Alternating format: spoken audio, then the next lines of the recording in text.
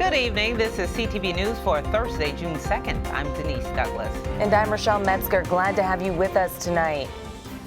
Well, brace yourself. WMATA starts its system-wide maintenance plan this weekend, and riders should prepare for schedule changes and delays. The first surge of Metro's SafeTrack plan involves work on the orange and silver lines and will run June 4th through June 16th.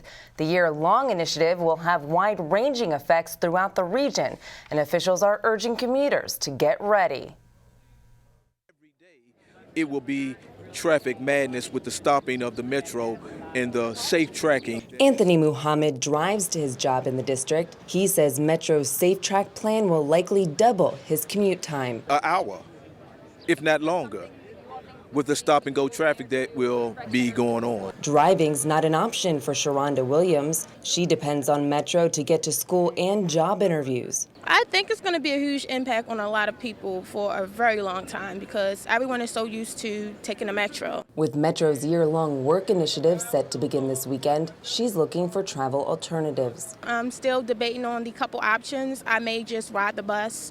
It'll take a little time, a longer route. Starting Friday, rail service will end at midnight every night in order to implement Metro's work plan along different sections of the system. WMATA says the massive effort will address safety recommendations and long-needed maintenance. The project will affect every single commuter, and no matter if the surge is happening in the district proper or not, we think that Washington, D.C. will be affected by all 10 months of the work. Today, D.C. Mayor Muriel Bowser announced steps the city is taking to reduce the impact on commuters. We will expand rush hour no parking restrictions around 8 bus priority corridors to improve traffic flow. We are also declaring a moratorium on public space construction work along certain corridors. The District Department of Transportation is also reaching outside the government to find other options. We've worked with Capital Bike Share, which is a regional entity,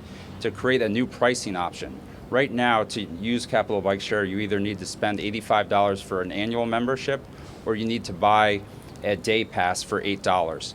They're going to roll out a per trip membership for $2. Prince George's officials say county bus resources are at max capacity and recommend ride sharing, carpooling, or using flex time as alternatives to Metro. Looking ahead, Chairman Jack Evans cautions not to expect a brand new system a year from now, but one that is better than it is today. At the end of a year's worth of work, we are not going to be there.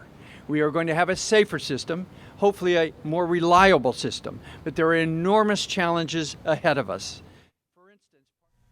The Office of Personnel Management says individual agencies will have to decide how to best help federal employees cope with the service reductions.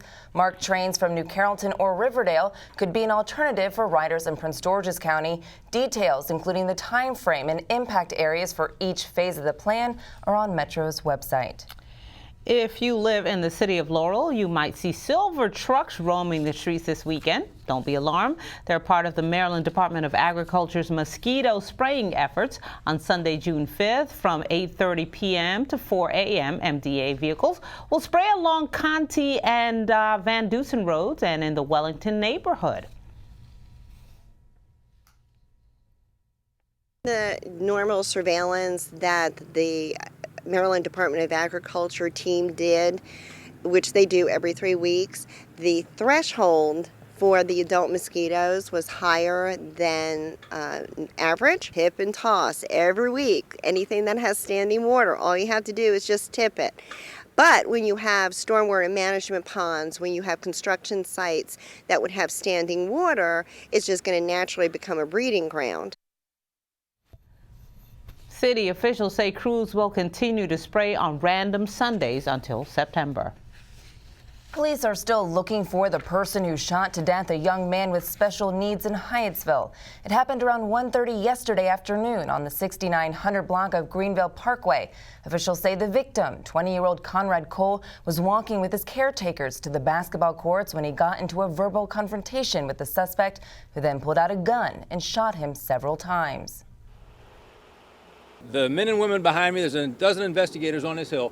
We're not going to rest until this person's in custody. This is senseless, this is pointless, but that individual knows who this person is, and has information that will allow us to apprehend them, make the public safe. Again, you are not directly responsible for this based on what we know right now. We're asking you to come forward again. A reward of up to $25,000 is being offered in the case. Anyone with information is asked to call police. And you're watching CTV News. I'm Rochelle Metzger. And I'm Denise Douglas.